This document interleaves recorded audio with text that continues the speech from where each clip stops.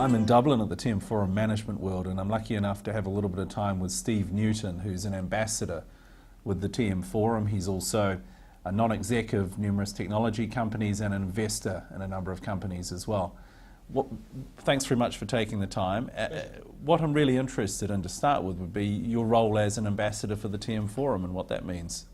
Okay, well, as an ambassador for the TM Forum, I very much help the sales teams understand what a number of the leading operators that they're looking to work with, the leading suppliers, what their interests are, what their problems are, and how TMF can solve them. So less focused on what TMF offer, more in terms of why TMF is of use to them. So act as an intermediary between the sales force and the operators and the suppliers.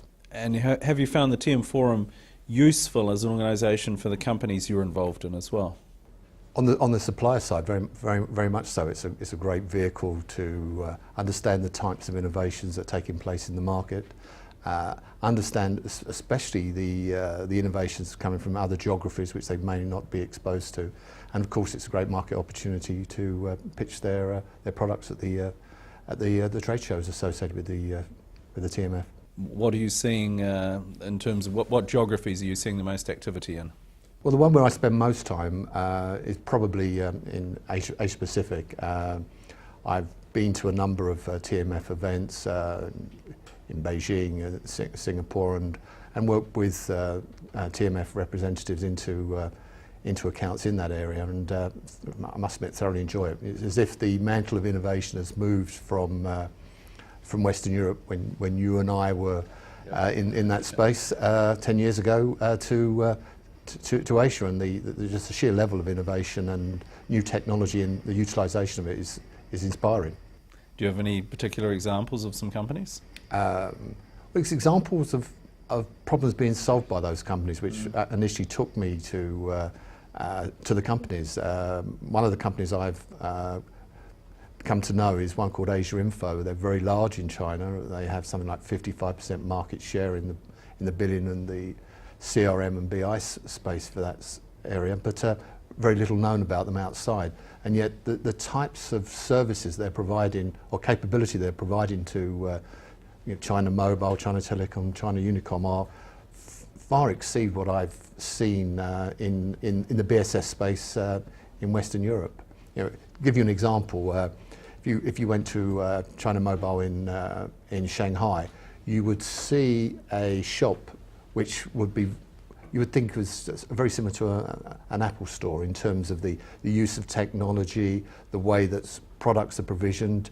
You would order a product online, you'd pick it up from the counter at the end, having paid for it online, open it up, and it would actually come with your name. It would announce itself.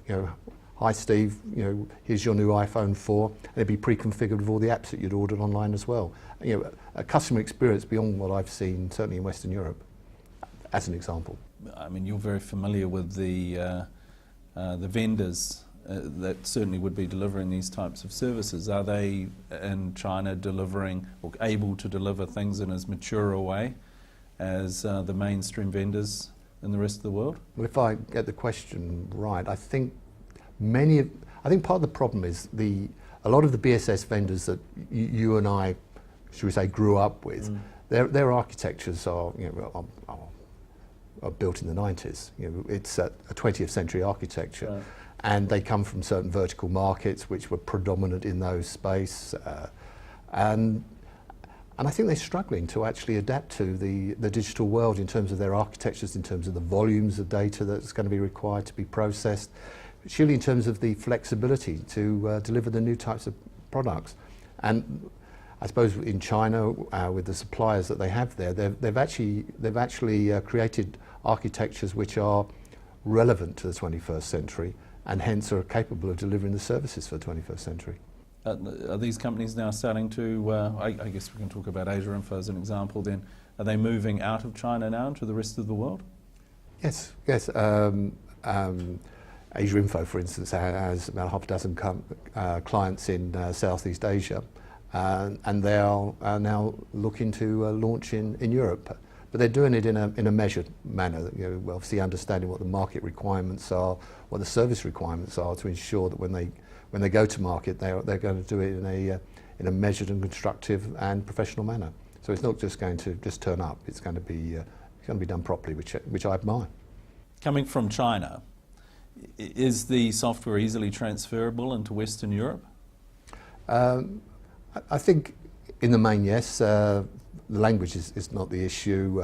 In terms of the functionality for billing, both real-time, post-pay, pre-post-pay conversions, all that functionality is there for the quad play.